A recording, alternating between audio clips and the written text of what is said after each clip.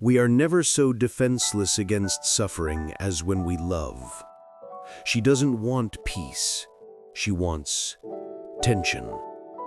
Freud saw it long before you did, that behind every polished smile and soft embrace hides something far deeper. Beneath it all lies a hunger, not for comfort, but for conflict, not for safety, but for emotional gravity. And if you, as a man, don't understand this, if you still believe flowers and sweet messages will win her devotion, you're already playing a losing game. Freud exposed something men still struggle to accept. Female desire isn't drawn to safety. It's drawn to danger, to the kind of danger that doesn't need her. This isn't bitterness. It isn't cynicism. It's biology.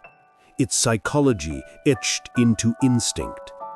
Freud, the father of psychoanalysis, the man who dared to unmask the human unconscious, spent his life trying to answer one question: what does a woman want? After decades of studying wives, daughters, lovers, and dreamers, his answer was chillingly honest.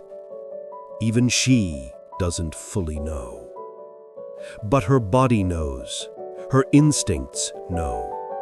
Freud believed human desire, especially female desire, isn't moral or rational. It's wild, unpredictable, something civilization has spent centuries trying to hide. He once called female sexuality a dark continent, unknown and dangerously alive beneath layers of politeness and repression. And in that repression, he found a paradox. What women say they want and what they respond to are often two very different things. She says she wants a kind man, but she texts back the one who disappeared. She says she wants a good listener, but obsesses over the man who seems distant. She says she wants stability, but her pulse quickens for the one who lives at the edge of chaos. Why? Because, as Freud explained, desire isn't logical. It's born from lack, from the chase, the unknown, the unclaimed. The man who gives her everything right away becomes predictable, safe, boring, replaceable. Freud called this the repetition compulsion, the strange psychological pull we all have toward reliving our deepest emotional wounds. We don't chase what heals us. We chase what stirs us.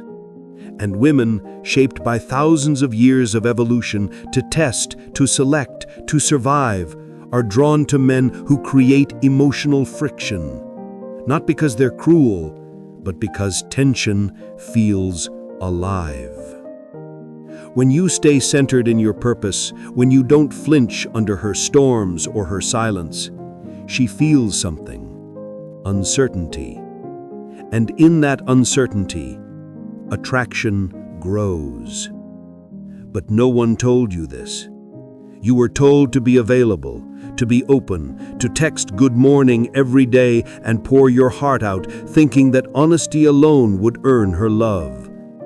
Then you watched her drift, slowly, coldly, until she was gone.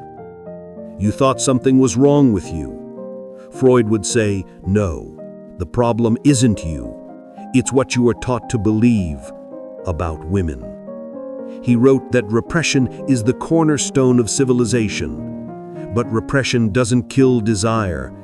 It warps it. It pushes it underground. And for women whose roles for centuries were tied to modesty and restraint, that repression created a double life. One polite and nurturing, one wild and unspoken. That's why the fantasy of the bad boy never dies. He represents the untamed, the man who doesn't ask for permission, doesn't beg for affection, and cannot be owned. You've seen it.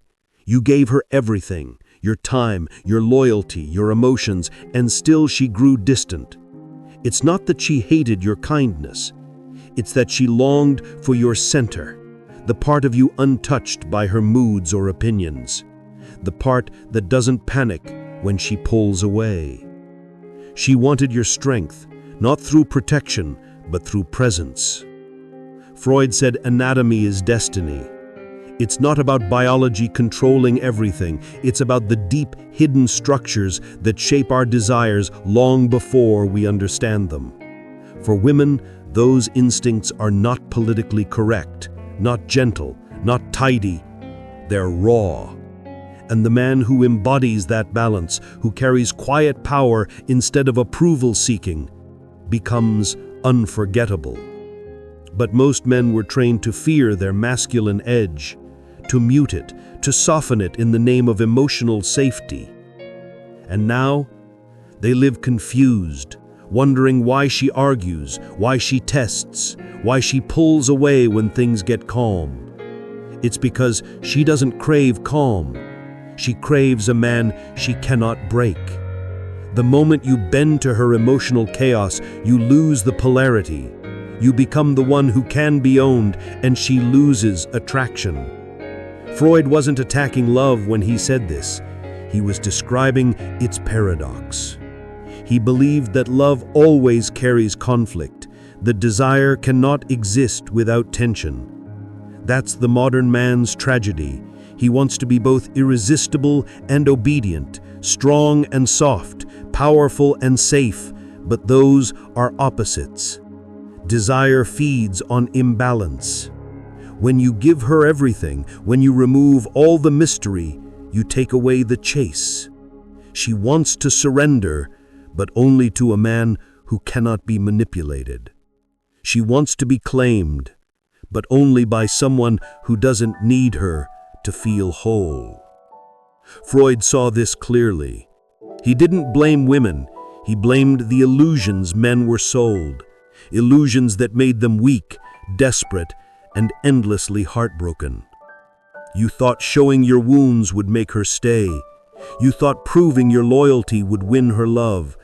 But Freud would tell you this: what awakens the female unconscious isn't your vulnerability, it's your restraint. Not control over her, but control over yourself. Your discipline, your silence, your unshakable focus. That is what she feels in her bones. Women don't fall for your softness. They fall for your containment, your ability to hold your power without spilling it everywhere. The man who feels temptation but doesn't act. The man who can love but doesn't worship love itself. That man is magnetic. Danger, in the Freudian sense, isn't about violence. It's about power without need. You were taught to lead with your emotions, to wear your heart on your sleeve and call it courage. But that's not strength. That's exposure. And when you expose your soul before you've built your foundation, you're not a man in her eyes. You're a servant hoping to be chosen. And she cannot love a servant. She can depend on him, use him, even care for him, but she cannot desire him. Because desire, Freud said, lives in the space between longing and resistance. It is a dance between hunger and self-control. That's why women lose interest once they feel they completely have you. Not because they're cruel, but because desire dies in certainty. You think love is about openness and transparency, about giving her your every thought and fear. But Freud knew the truth. The unconscious doesn't care about honesty. It responds to power, to mystery, to contrast. She doesn't want to see everything. She wants to see what she can't quite reach. And modern men, with all their therapy and oversharing, have become too readable, too predictable. In trying to be emotionally safe, they've become sexually invisible. Because safety doesn't create passion. Safety doesn't spark longing. Safety doesn't awaken her instinct to surrender. And that instinct, the desire to surrender, is ancient, buried deep in every myth, every love story, every fantasy. It's never been about obedience. It's about respecting the man who cannot be tamed, because he has already tamed himself. This is why Freud placed so much importance on the ego and the superego, the structures of control that keep the primal self in check. Because the man ruled entirely by impulse, by lust, by his hunger to be loved, he isn't a man in Freud's eyes. He's a slave to his own emotions. And no woman will truly respect that. She might toy with him, enjoy the attention, or take what she can from him, but she'll never kneel to him, not in spirit, not in desire. The man she surrenders to, body and soul, is the one who stands taller than his urges. That's the paradox. You don't win her by chasing her. You win her by becoming the kind of man who doesn't chase anything but his own destiny. But most men have been sold a fake map, a version of masculinity that says women want emotional availability more than psychological strength, that they want a man who listens more than one who leads, that they want equality when what they actually crave deep down is polarity. And that's why so many men today feel lost, invisible. They're acting in ways that kill attraction, then blaming themselves when love grows cold. They think they're not enough, when in truth, they've just been misaligned with their nature. And so is she. She's frustrated, restless, irritable. Not because she doesn't care, but because her body is starving for something her mind can't articulate. A man she cannot bend. A man who lives by principle, not emotion. Who speaks with direction, not apology. When she meets that man, even if he isn't her type, even if he doesn't check every box, her nervous system remembers this is what it feels like to trust without control, to follow without fear, to be handled without being owned. And that kind of man, he isn't born, he's forged. You don't become him by watching motivational videos or memorizing quotes. You become him by rebuilding the architecture of your soul. Freud called it sublimation, the process of taking your raw impulses and transforming them into higher creation. Your anger becomes ambition. Your lust becomes discipline. Your heartbreak becomes purpose. Through that transformation, you stop being reactive and start being creative. You stop chasing validation and start building reality. You stop seeking women and start attracting them without effort. Because that's what she truly wants. Not just a man with a job or a routine or confidence, but a creator. The man who has wrestled with his chaos and built order out of it. The man who walks into a room and doesn't have to say a word because his presence says everything.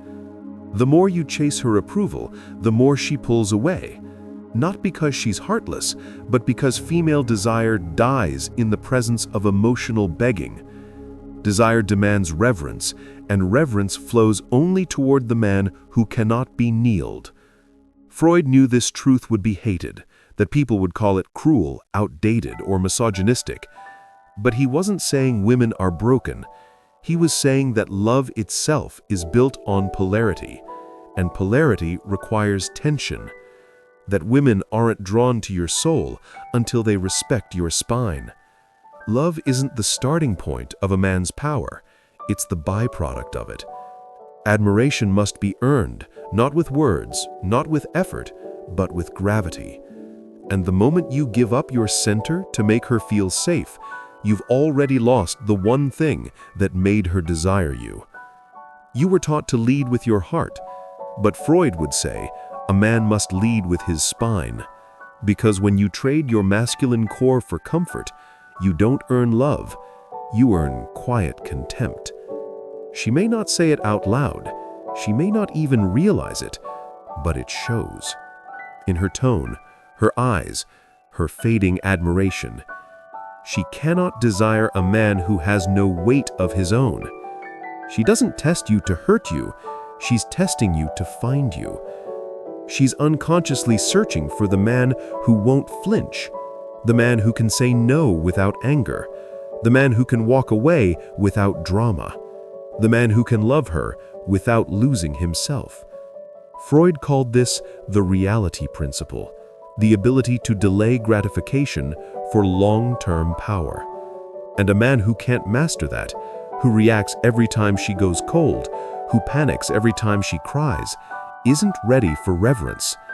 He's not a partner, he's a child looking for a mother in a lover's body.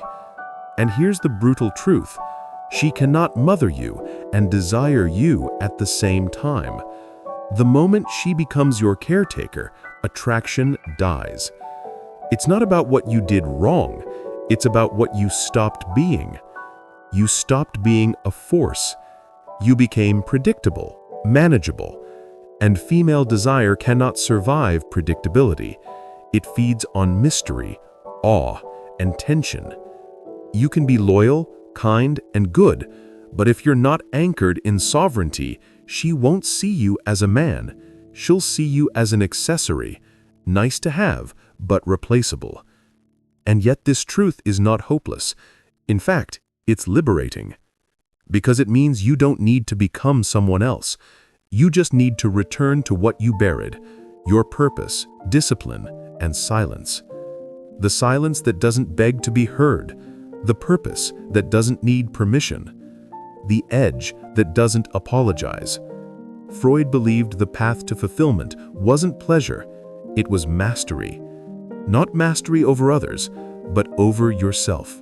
So, the solution isn't to hate women or to harden your heart. The solution is to stop playing games. To stop chasing approval and start building a life that doesn't depend on it. She's not your prize. She's not your purpose. She's the reflection of your own inner leadership. If you lead yourself, she'll follow. If you orbit her, she'll run. Not because she's cruel, but because biology doesn't negotiate with fantasy.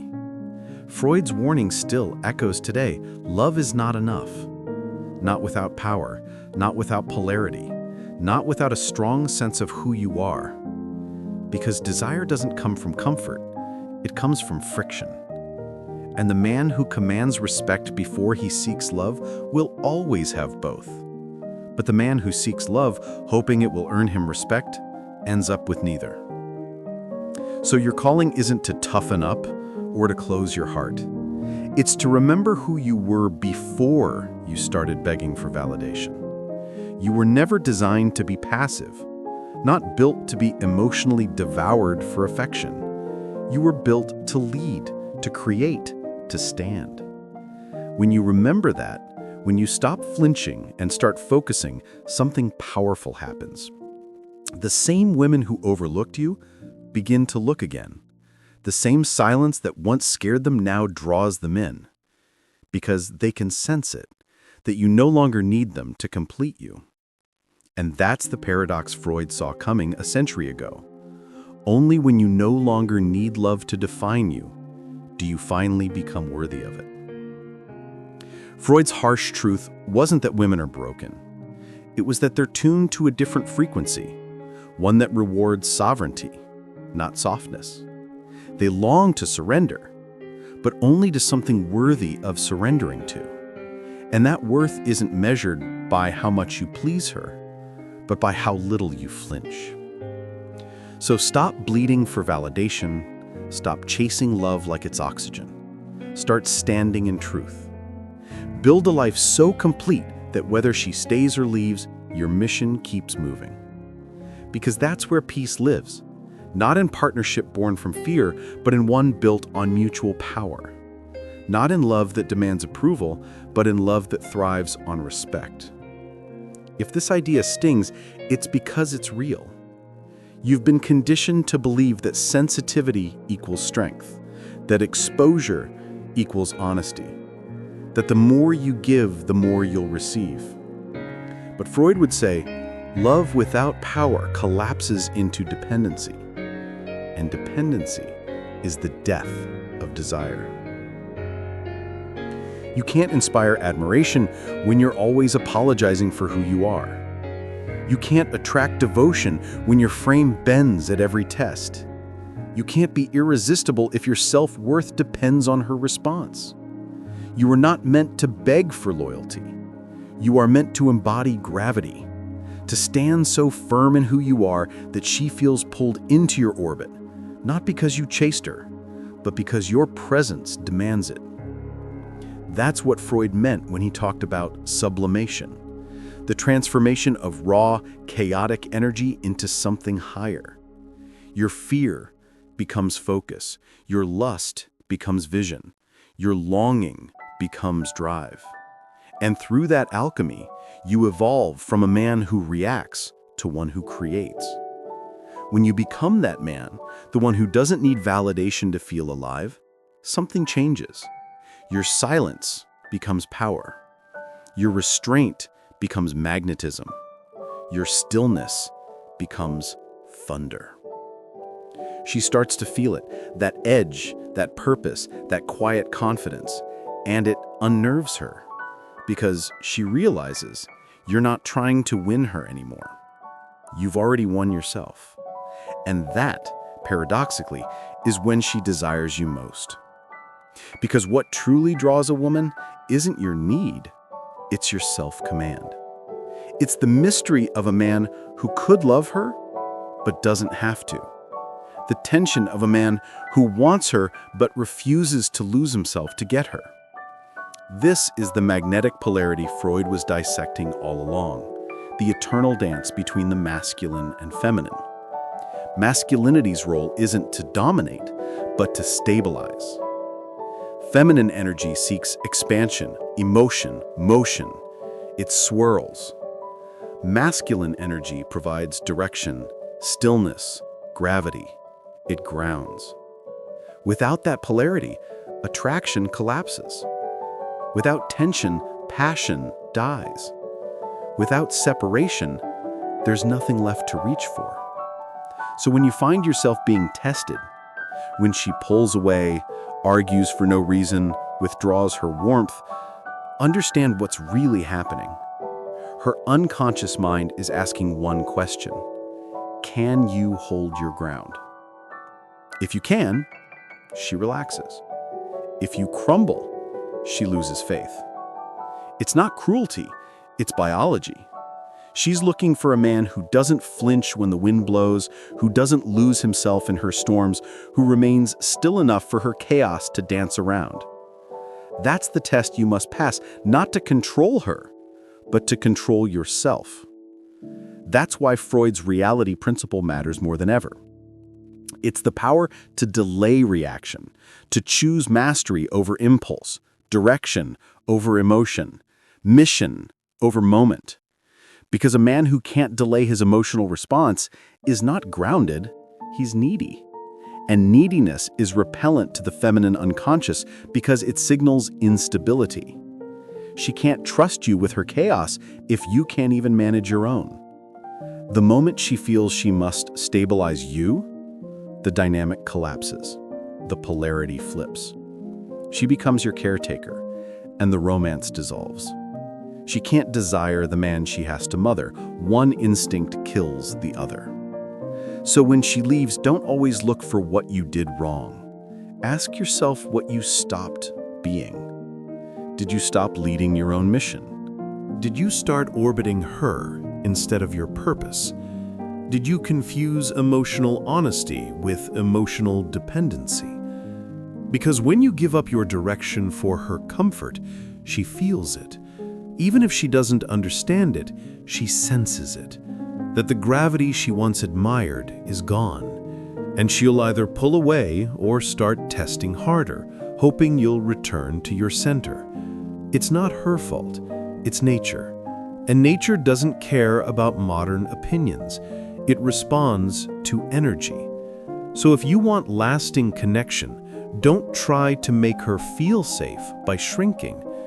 Make her feel safe by standing tall. Remember this, a woman cannot desire a man who needs her to feel powerful. She desires the man who is powerful without her, because that's the only kind of power she can trust. So what's the path forward? It isn't to harden your heart or reject love. It's to master yourself, your emotions, your impulses, your direction. You become unshakable not by controlling her, but by controlling your response to her. When you walk this path, rejection no longer breaks you. Her silence no longer defines you. Her approval no longer feeds you. Because you've built something deeper, a spine that doesn't bend under emotion. Freud believed self-realization doesn't come from pleasure. It comes from the transformation of pain into power, from turning longing into creation and chaos into discipline. That's what being a man means. Not coldness, not arrogance, but stability. The kind that makes others feel calm in your presence because you're calm within yourself. So stop waiting for her to see your worth. Stop hoping someone will give you permission to lead. Stop seeking love to feel whole and start building wholeness to create love. Because when you reach that point, when your life moves with or without her, something beautiful happens. You become magnetic again. The same energy that once chased her now draws her in, not because you changed to impress her, but because you remembered who you are. Freud's greatest lesson wasn't about women, it was about men, that love without power collapses, and power without love corrupts. The secret is balance, mastery of self before mastery of relationship. So here's the reminder. You are not here to be chosen. You are here to become. To build something so rooted, so powerful, so clear that anyone who enters your orbit feels it. You are not designed to chase love. You are designed to embody it through strength, direction, and purpose. And when you live that truth, when you move through life with quiet command, love finds you, not as a prize, but as a mirror of your own sovereignty. So take this as your call, not to resent, not to retreat, but to rise. To rebuild your edge, your focus, your discipline. To walk with purpose so defined that no silence can shake you, no rejection can shrink you, and no woman can own you. And when that happens, when you stand where few men stand, the world feels it. Women feel it. You feel it. Because for the first time, you're not performing masculinity, you're living it. And that's when you understand Freud's final paradox. Love doesn't make the man makes love possible. So if this message awakened something in you, if it reminded you of who you were before the world told you to kneel, then act on it.